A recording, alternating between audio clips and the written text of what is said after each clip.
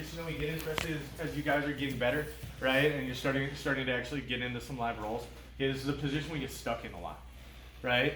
When I'm in half guard, the urge, and usually when I'm on top, the urge is always to drive forward, right? I'm always up here with my underhook. I'm trying to drive, right, and pull my leg out. Okay, but that does nothing to actually free my leg, right? He's holding on to me down here. Okay, so controlling his upper body is important, absolutely. I want to get my chest to his chest. Crushing his head, on the other hand, isn't a necessity. It's helpful for control, but it's not a necessity. Does that make sense?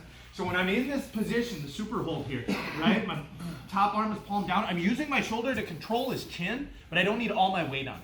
Does that make sense?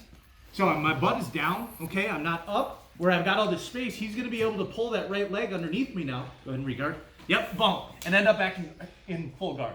At this point, my super hold on his upper body is useless. Back to half guard, please. Thank you. So instead, I want to keep that outside knee tight to his body. You see that?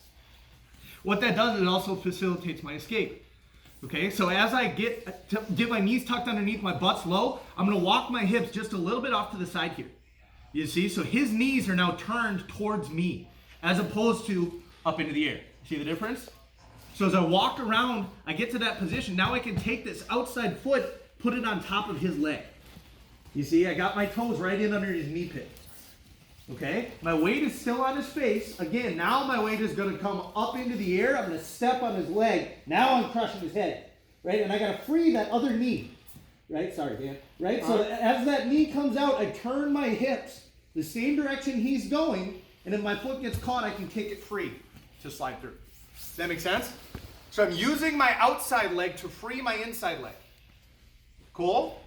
But I've got to get his hips turned because I'm just not athletic or flexible enough to get that foot in there without it. Right? So by getting his hips turned, I don't have to lift my weight up to try to wedge my foot in there. Cool? More time.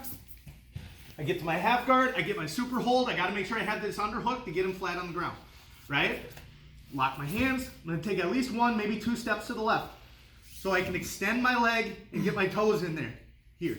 If I don't bring him around, I can't get my foot in. You see? Now I got to pick my foot, my weight up to get there, and he's going to be able to move my hips around. I want my hips as low as I can. Get them turned, extend, enter the toes, butt comes up, and as soon as my knee clears, hips turn out.